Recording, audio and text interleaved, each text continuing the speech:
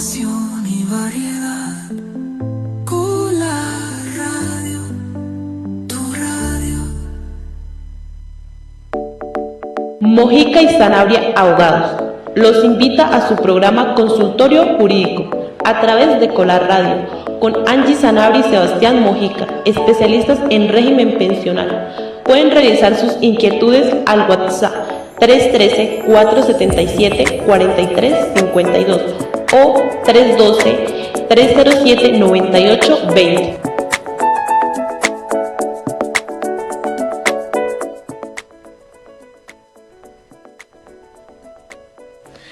Muy buenas tardes a todos, los saluda Juan Sebastián Mojica, abogado en esta tarde de hoy, 11 de julio de 2025, de nuevo en su podcast Hablemos de Derecho.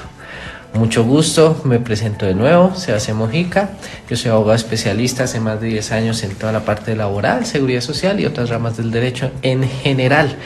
Espero se encuentren muy bien. A mi lado se encuentra la doctora Angie Paola Sanabria. Muy buenas tardes para todos, espero se encuentren muy bien en cada uno de sus hogares o desde el lugar donde nos estén escuchando. Me presento nuevamente, mi nombre es Angie Paola Sanabria, abogada especialista en laboral y seguridad social. Bueno, el día de hoy tenemos un tema que pasó hace ya un poquito más de un mes, pero que la verdad ha sido muy relevante pues aquí para nuestro país, para Colombia, ¿sí? ¿Qué tema es? El atentado al precandidato presidencial Miguel Uribe Turbay. Este atentado se dio exactamente el 7 de junio del 2025 contra, como ya lo mencioné, el precandidato presidencial Miguel Uribe Turbay. ¿Qué hechos tenemos hasta el momento? Que fue un menor de edad, más o menos de 15, 14 años, según lo que nos dan las noticias. Pues esta fue la única persona o menor que fue el presunto autor material capturado en la escena del crimen, ¿sí? Esto se dio en un parque público en el parque público del Golfito de Modelia, ¿sí? En la ciudad de Bogotá. Según los medios de comunicación, a este menor para realizar el atentado le pagaron por vía Nequi, sí, pero pues obviamente pues aquí vamos a ampliar un poquito más la información. Entonces, para poner un poquito más de contexto y los hechos jurídicamente relevantes dentro de este caso que ha conmocionado al país, bueno, sí, efectivamente, como dijo la doctora Angie Paola, eso fue en Bogotá, en Modelia. El autor material, lastimosamente un menor de entre 14 y 15 años. Se tiene como presunto actor intelectual un señor llamado Elder José Arteaga, conocido por la gente con un alias de El Costeño. Este fue capturado el 5 de julio en Engativá con circular roja incluso de la Interpol. El proceso, pues, por las serias implicaciones y por la etapa en la que se encuentra de investigación de la Fiscalía, se encuentra en una reserva absoluta, ¿sí? No obstante, podemos empezar a indagar y escudriñar posibles conductas jurídicas que se van a ver adelantándose el proceso.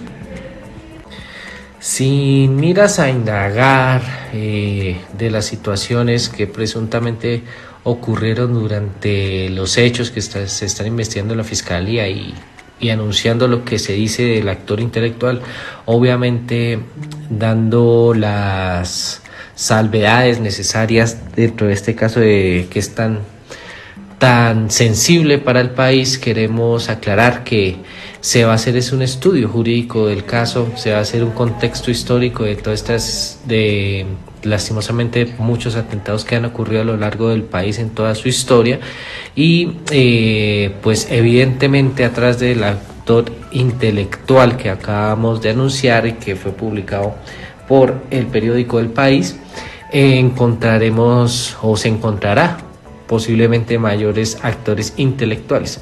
No obstante, pues a la fecha publicado este podcast es lo que se tiene por parte de la Fiscalía. Es así que caemos en las implicaciones jurídicas de todos estos comportamientos que atentaron en contra de la vida del señor Miguel Uribe. Y es que el uso de menores en delitos de un menor como autor material que, como dijimos, entre 14 y 15 años, tiene que aplicarse lo que se conoce como el Código de Infancia y Adolescencia, que es la Ley 1098 de 2006, artículo 140. Y es que establece el artículo 140 que la finalidad del sistema de responsabilidad penal para los adolescentes es que en materia de responsabilidad penal para adolescentes, tanto en el proceso como las medidas que se tomen son de carácter pedagógico, específico y diferenciado respecto del sistema de adultos. Conforme a la protección integral, el proceso deberá garantizar la justicia restaurativa, la verdad y la reparación del daño. En caso de conflictos normativos entre las disposiciones de esta ley y otras leyes, así como para todo efecto hermenéutico quiere decir de interpretación normativa, las autoridades judiciales deberán siempre privilegiar el interés superior del niño y orientarse por los principios de la protección integral, así como los pedagógicos, específicos y diferenciados que rigen este sistema. Hay un parágrafo en este artículo que es que en ningún caso la protección integral puede servir de excusa para violar los derechos y garantías de los niños, las niñas y los adolescentes. ¿Qué quiere decir esto en palabras más, palabras menos? Que es que el Estado también reconoce que el menor ejecutor, quien disparó, el menor también es víctima de un contexto. También tiene que tener un trato diferencial a un simple adulto o un simple ejecutor común y corriente que está en pleno uso de sus facultades. Y es que el Código de Infancia y Adolescencia en este artículo plasma cómo debe tenerse el trato diferencial, no privilegiado, diferencial, que es muy distinto. Un trato diferencial se refiere a que son personas distintas, son seres humanos distintos. El hecho de que un menor de 14, 15 años le dispare a un precandidato presidencial es algo que algo que se tiene que ver con mucha lupa. Es algo que tiene que verse dentro de un contexto social, económico, dentro de muchas aristas y que no debe ocurrir. Un menor de esa edad debe estar estudiando, un menor de esa edad debe estar formándose, un menor de esa edad no debería estar portando un arma, no debería estar al servicio del sicariato. Entonces, eso es lo que se plasma en este artículo. Perfecto. Además de esto, digamos, también podemos, las implicaciones jurídicas que tiene este tema, entra el artículo 142 de la Ley 1098 del 2006, que es el Código de Infancia y Adolescencia, como lo acaba de mencionar el doctor Mojica. ¿Qué nos dice ese artículo? Exclusión de la responsabilidad penal para adolescentes. Sin perjuicio de la responsabilidad civil de los padres o representantes legales, así como la responsabilidad penal consagrada en el numeral 2 del artículo 25 del Código Penal, las personas menores de 14 años no serán juzgadas ni declaradas responsables penalmente, privadas de libertad bajo denuncia o sin indicación de haber cometido una conducta punible. La persona menor de 14 años deberá ser entregada inmediatamente por la Policía de Infancia y Adolescencia ante la autoridad competente para la verificación de la garantía de sus derechos de acuerdo con lo establecido con esta ley. La policía procederá a su identificación y a la recolección de datos de conducta punible. Tampoco serán juzgadas, declaradas penalmente responsables ni sometidas a sanciones penales las personas mayores de 14 años y menores de 18 años con discapacidad psíquico o mental, pero se les aplicarán las respectivas medidas de seguridad. Estas situaciones deben probarse debidamente en el proceso, siempre y cuando la conducta punible guarde la relación con la discapacidad. En este caso en concreto, nosotros obviamente todas las personas hablamos sobre el tema y en su momento hablamos sobre el tema, todavía se habla sobre eso, ¿sí? De que como un menor de entre 14 y 15 años pudo hacer eso, ¿sí? ¿Quién estuvo en el medio? Bueno, eso ya son cosas políticas que nosotros no nos vamos a meter hasta allá. Pero obviamente las personas van a decir, si él tuvo la edad de hacer ese atentado, que tenga la edad de tener sus respectivas consecuencias, ¿sí? Como consecuencias, pues que se le dé todo el peso de la ley, como dicen las personas. Pero lastimosamente, pues estamos hablando de que este tipo de personas a esa edad no se rigen por un código como nosotros como adultos. No, ellos tienen su propio criterio. ¿Por qué? Porque son niños, ¿sí? Hayan lo que hayan hecho, siguen siendo niños y pues obviamente van a tener una protección muy distinta a la de cualquier adulto. Pues entonces, pues para que la gente, digamos, que dice eso como, no, él tiene que ser igual que un adulto. No, pues obviamente no puede ser juzgado igual que una persona adulta. ¿Por qué digamos tanto que decimos de que no, de que los niños, digamos, este niño, este adolescente, pues no va a ser juzgado de la misma forma que un adulto? Nos podemos ir, digamos, al artículo 44 de la Constitución Política, perdón, la cual nos dice: son derechos fundamentales de los niños, la vida, la integridad física, la salud, la seguridad social, la alimentación equilibrada, su nombre y nacionalidad, tener una familia y no ser separados de ellas, el cuidado y amor, la educación, la cultura, la recreación y la libre expresión de su opinión. Serán protegidos contra toda forma de abandono, violencia física o moral, secuestro, venta, abuso sexual, explotación laboral o económica y trabajos riesgosos. Gozarán también de los demás derechos consagrados en la Constitución Política, en las leyes y en los tratados internacionales recalificados por Colombia. La familia, la sociedad y el Estado tienen la obligación de asistir y proteger al niño para garantizar su desarrollo armónico e integral y el ejercicio pleno de sus derechos. Cualquier persona puede exigir de la autoridad competente su cumplimiento y las sanciones infractoras. Los derechos de los niños prevalecen sobre los derechos de los demás. Creo que esa partecita deja claro de por qué obviamente este niño va a tener una protección ante este tema. Como bien lo vimos en el podcast con el doctor Steven, especialista en toda la parte penal, el proceso penal que se adelantaría y bajo el contexto que acabamos de mencionar, necesariamente la Fiscalía va a imputar en esta instancia, es lo más probable, seguro, es 98% seguro, que la Fiscalía como ente acusador va a imputar al menor por tentativa de homicidio. Esta está regulada en el artículo 27 del Código Penal y esta ocurre cuando una persona realiza actos con intención de matar a otra, pero no logra consumar el delito por circunstancias ajenas a su voluntad. La pena por tentativa de homicidio es una fracción de la pena correspondiente al homicidio consumado, generalmente entre la mitad y las 3/4 partes. Entonces vemos que este tipo penal o este delito se conjuga por una serie de intencionalidades o hechos que se tienen que reflejar en el proceso, que es la intención de matar. Se requiere probar que la persona tenía la clara intención de causar la muerte de la víctima.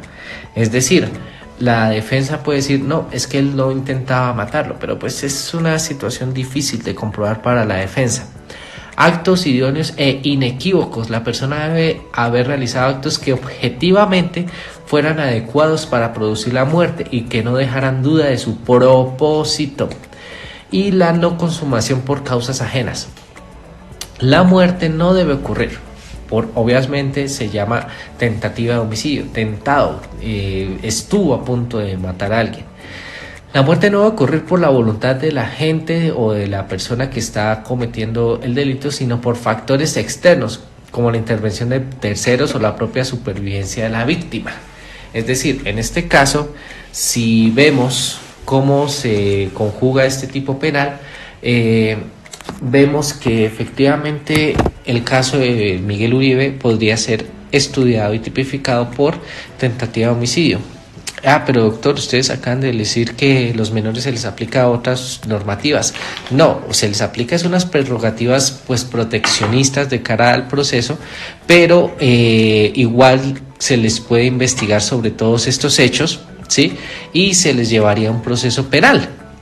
Y más aún, porque es que este menor es mayor de 14 años, como bien lo explicaba la doctora Angie Paola, hay muchas partes que la falta de la edad de menor de 14 años, ese menor de 14 años no puede responder por ningún tipo penal, pero el mayor de 14 años sí puede responder por un tipo penal, obviamente con las garantías que acabamos de señalar, pero siendo el mayor de 14 años puede responder por un tipo penal y por un proceso penal. Digamos, algo que digamos yo quiero aclarar tomándole aquí la palabra al doctor Mojica, es que digamos, según las noticias, según los medios de comunicación colombianos, el hecho ocurrió cuando el menor tenía 14 años, ¿sí? Según las noticias, no sabemos exactamente, no se ha sabido más, pues como hemos dicho, esto ha sido como una reserva absoluta por parte de las partes. Bueno, valga la redundancia. Pero cuando a él se le empiece a acusar, puede ser que ya tenga los 15 años. No obstante, cuando ocurrió el hecho, cuando él cometió el delito, tenía 14 años y se le va a juzgar con la edad que tenía en el momento, pues para hacer esa pequeña claridad. Claro, efectivamente, es muy acertada la aclaración que hace la doctora. Otra cosa que puede pasar durante la investigación, que obviamente dice el dicho, Dios no quiera, no estamos deseando el mal a nadie, pero en el caso hipotético que Miguel Uribe fallezca, pues el tipo penal va a cambiar. Es decir, ya no se le investigaría a este actor material y a los actores intelectuales por tentativa de homicidio, a título de coautor o bueno, ya como lo tenga que tipificar la fiscalía. Ya no se les investigaría por tentativa de homicidio, sino por homicidio propiamente, ¿sí? Ya los agravantes que intente pedir la fiscalía al juez, pues ya son otra cosa. Pero en este orden de ideas, en el caso hipotético de que Miguel Uribe fallezca, se cambiaría el tipo penal y se le investigaría es por homicidio. Y ese homicidio pues ya entraría dentro de un grado más severo, pues es de los delitos más graves aquí en Colombia. Entonces la investigación pues se tornará de otro color.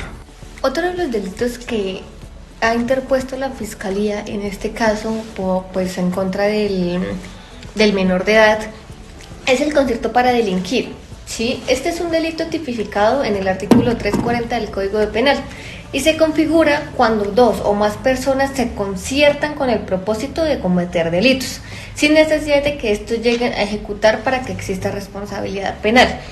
Aquí, ¿quiénes se conciertaron para cometer un delito? El menor de edad y el otro mayor de edad, que fue el que mencionó el doctor Mojica hace un momento.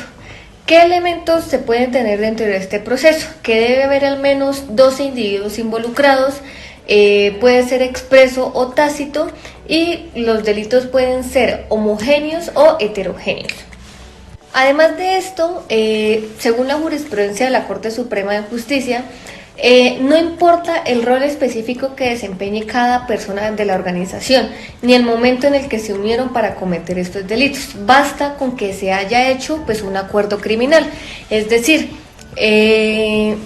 tales personas, vamos a ir a robar la oficina de los abogados. Ya hay más de dos personas, más de una persona, bueno, que están manifestando y van a hacer el acto de que quieren ir a robarle los computadores a estos abogados, ¿sí? Entonces ahí se da un concierto para delinquir. Así no hagan el acto, ya están cometiendo un delito, porque en palabras más castizas ya están pensándolo solamente, ahí nomás ya se efectúa el acto.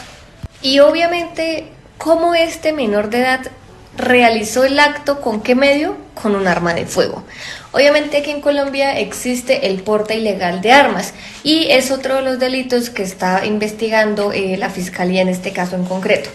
¿Qué nos dice el Código? En Colombia está regulado en el artículo 365 del Código Penal, el cual dice que bajo el delito de fabricación, tráfico, porte o tenencia de armas de fuego, accesorios, partes o municiones.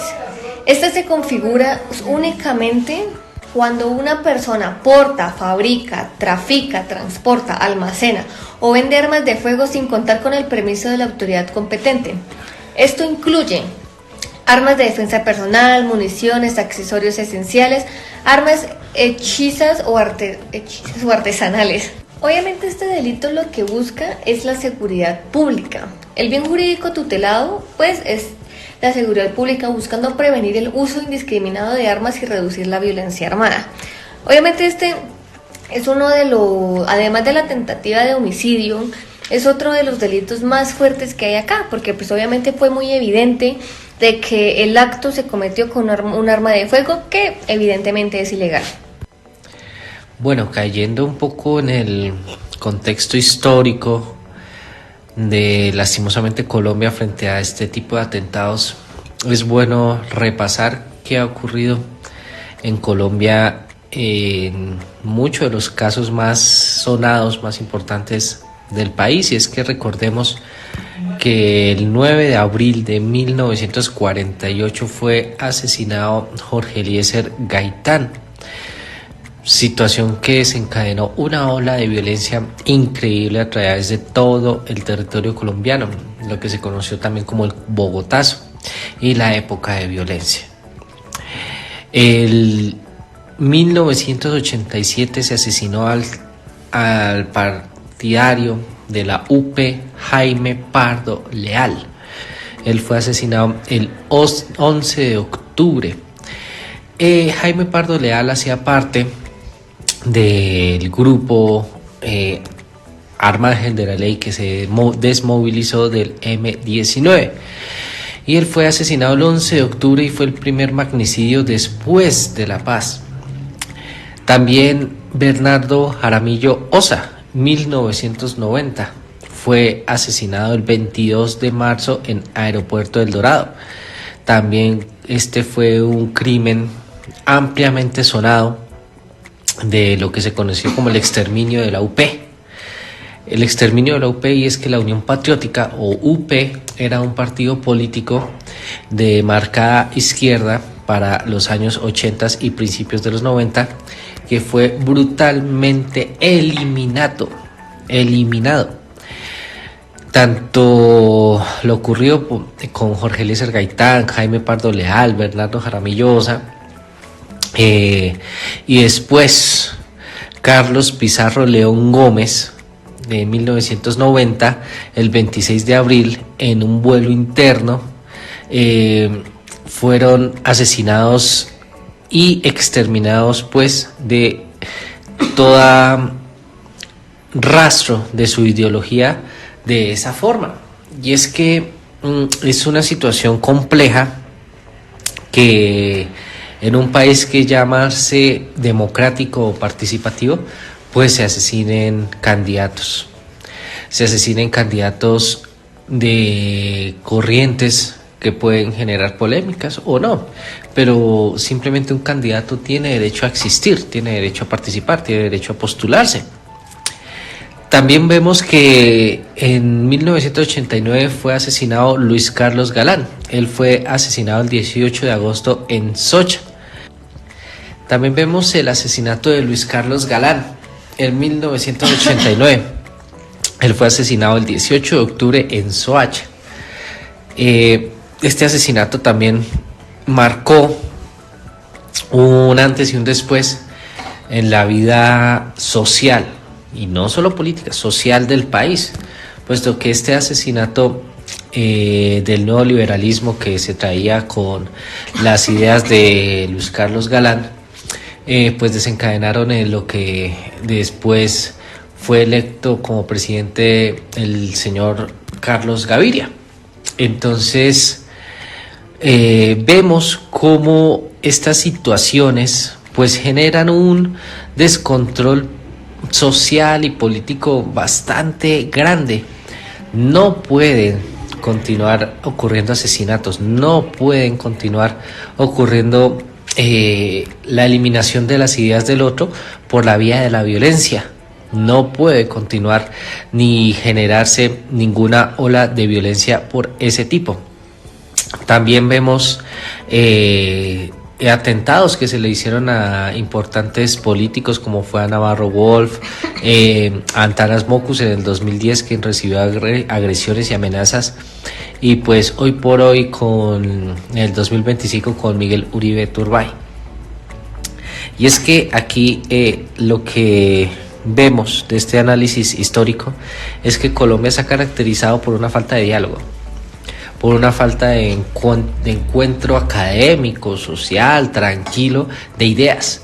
Y es que la polarización que tanto se ha hablado en los medios, que personalmente yo manifiesto que es que esa polarización ha sido arraizada y generada muy profundamente por incluso los medios de comunicación. En el común, en el argot popular, la gente se puede sentar a hablar, la gente se puede sentar a dialogar sobre X o Y postura o ideología, que sí que genera encontrones, que sí genera exaltaciones, pero la gente del común puede llegar a unos acuerdos y unos consensos. Que ahora hayan situaciones a las que no entraré particularmente a hablar sobre polarización e instrumentalización de estos hechos por parte de algunos entes políticos, sociales y económicos, pues ya es otra situación. Es otra situación que tiene que tener toda la objetividad del mundo, el pueblo colombiano, de analizar. Ninguno de estos atentados mencionados anteriormente deben ser instrumentalizados, porque está en juego vidas humanas. Está en juego dolores humanos. Ninguno debe ser instrumentalizados por ningún ente político en particular. Instrumentalizados es distinto a visibilizados, porque sí hay que visibilizarlos, porque no solamente nos debe doler estos asesinatos, sino nos debe doler los asesinatos de todos líder social, líder político, líder que intenta realizar una gestión a lo largo de su vida. Me explico. Desde el 2020, en el 2020 ocurrieron 310 asesinatos de líderes sociales, el Fuente Indepaz. 2021, 145 líderes sociales asesinados reportados por la Defensoría del Pueblo. 2022, 215 líderes sociales asesinados reportados por la Defensoría del Pueblo. 2023, 181 líderes sociales asesinados reportados por la Defensoría del Pueblo.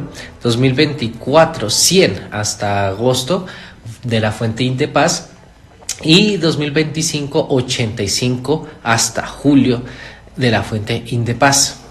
No podemos tener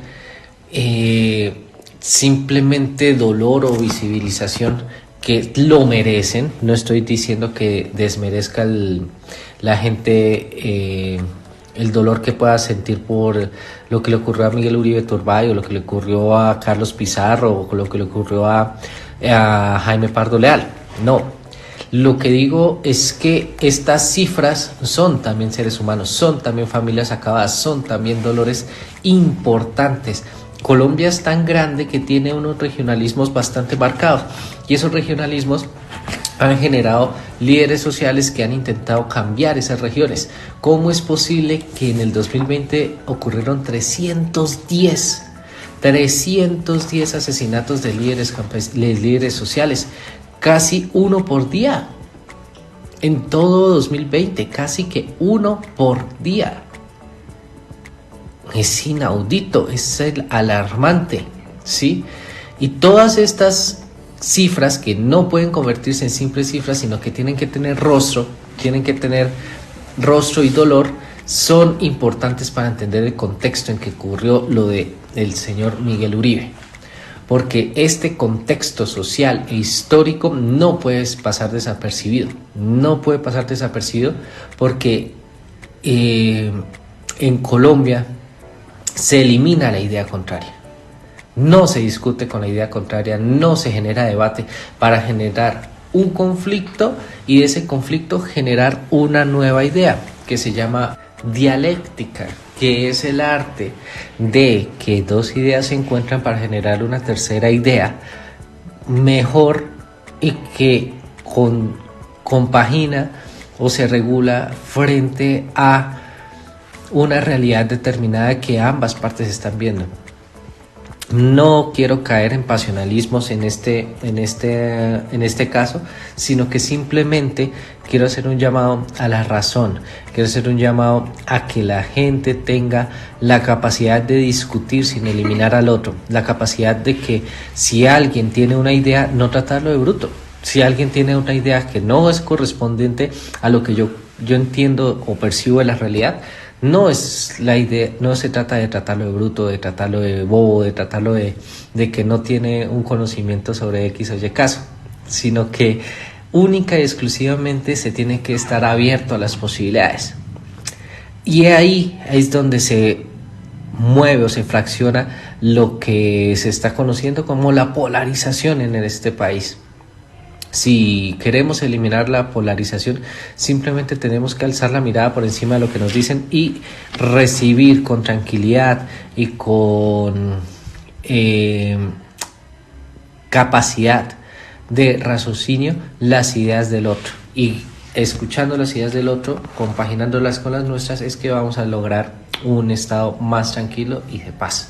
Así es, así es. Entonces, todo esto manifestado por el doctor Mojica, la verdad, es supremamente importante, ¿sí? Supremamente importante.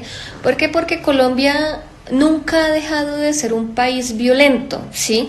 Que ahorita que lastimosamente con el atentado a Miguel Uribe se habla un poquito más de este tema, pero no significa que Colombia hasta ahorita empezó a ser así. No, Colombia todos estos años, todo esto nunca ha dejado de ser violento, entonces que es algo que sí las personas tienen que tener muy presente. Ya para concluir este segmento respecto al tema del atentado al precandidato presidencial Miguel Uribe Turbay, podemos decir que este atentado revive obviamente heridas del pasado, como lo acabo de mencionar el doctor Mojica. Pone en jaque la seguridad democrática y obliga a la justicia a actuar con rapidez y contundencia, ¿sí? Porque pues obviamente fue algo que pasó en cuestión de minutos y todo fue muy grande, ¿sí? En materia jurídica, la investigación es reservada y el uso de menores y la imputación de cargos son complejos y marcan un desafío muy crucial para ver qué pena le pueden poner a este menor que cometió estos delitos que fueron los que comentamos, ¿sí? Y obviamente es algo que se está esperando ya va un mes, obviamente que todavía lleva el tiempo para saber de la salud y de la salud de la persona atentada, pues del señor Miguel Uribe Turbay, de ver cómo avanzan las cosas. Lo que nos dicen los medios de comunicación es que este señor ya le han hecho más de 5 cirugías, como unas 9 cirugías lleva hasta el momento. Que ha tenido recuperación, sí, pero pues obviamente estamos hablando de un atentado en la cabeza, sí, no es en un brazo, no es una pierna, estamos hablando de la cabeza, entonces pues obviamente puede ser muy difícil la recuperación de no imposible, pero sí muy difícil. Entonces sigan escuchándonos, sigan viendo las noticias respecto a este tema y no coman entero, sí, digamos, investiguen más respecto al tema, sobre este tema y sobre lo que se habla sobre este atentado. Muchísimas gracias a todos, espero tengan un muy buen fin de semana y nos hablaremos y nos escucharemos en el próximo episodio. Muchísimas gracias, sí, así es. Entonces estamos en sintonía con ustedes en la próxima ocasión. Un abrazo y que estén muy bien. Feliz fin de semana a todos. Con la radio, tu radio, música, información y variedad. Con la radio, tu radio. Señores dirigentes deportivos de Sogamoso, Boyacá y Colombia, necesitamos urgentemente la construcción del nuevo Coliseo Cubierta Alfonso Patiño Rosselli de la ciudad, escenario donde se hicieron campeonatos suramericanos en baloncesto, microfútbol, gimnasia. Es una campaña de Colar Radio, tu radio, la emisora deportiva de Sogamoso.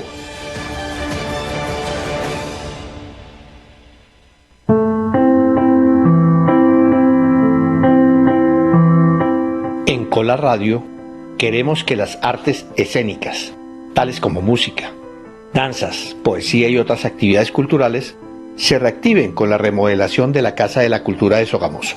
Una campaña de Colar Radio, tu radio, primero en cultura.